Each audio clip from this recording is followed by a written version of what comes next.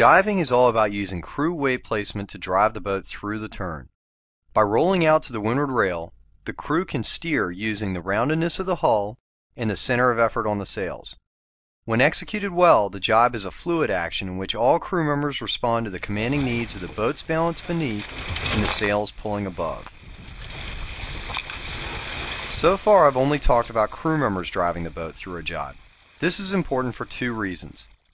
First, any use of the rudder to turn the boat is a disruption. Utilizing the balance of the boat to alter course is always more efficient.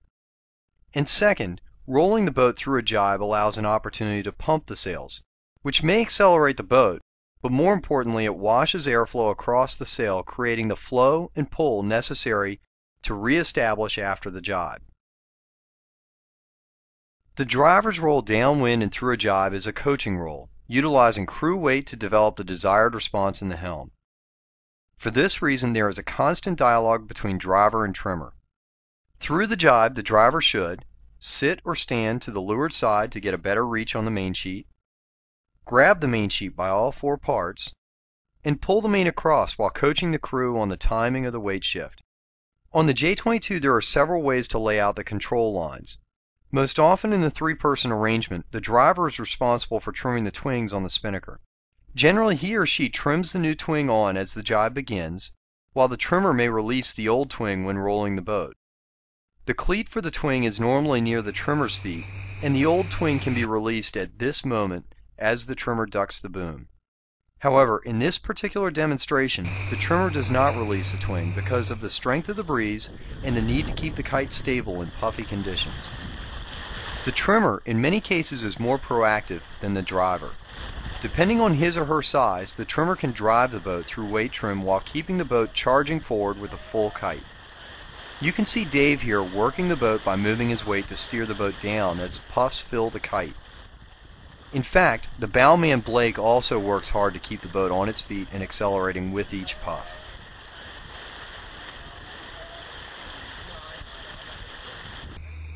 Through each jibe, the trimmer must keep his or her head up and eyes on the kite, trim throughout the jibe, and shift weight with the crew to help propel the boat. Notice how our trimmer Dave moves his weight with the crew, accentuating the roll involved in the jibe while trimming. Good fundamental bow technique can make the difference between a stressful day on the water and confident tactical execution. The difference that experience brings to this position is a confidence that all success from the jibe hinges more on the driver and trimmer than on your own actions. In other words, rarely has a jibe gone wrong because the bowman didn't put the pole on fast enough. In fact, more often than not, inexperienced drivers get caught in a tough spot in these maneuvers by executing at a pace that does not reflect one or all of the other crew members' skills.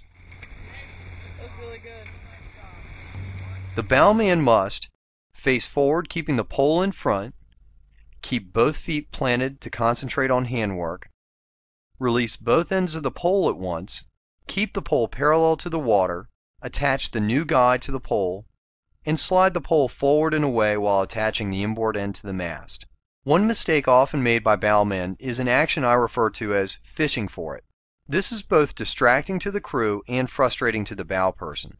When worried about attaching the pole to the guy, the bow person should step out towards the guy and then grab the guy as it drifts back in towards the boat. This may take a moment of hesitation as the spinnaker floats back, but the key is to remember that at this moment it's up to the driver and trimmer, and you as the bow person are not rushed to finish the job. In addition, notice how important it is to use the shrouds and mast as a steadying base for your technique. The point in this demonstration is to show how the pole never really will get away from you as a bow person if you stand in the right place and have patience. While the J22 is classified as a keelboat, it prefers to be sailed as if it were a dinghy. Constant attention to weight placement and body movements to control or encourage the boat to respond to puffs is absolutely necessary for competitive performance.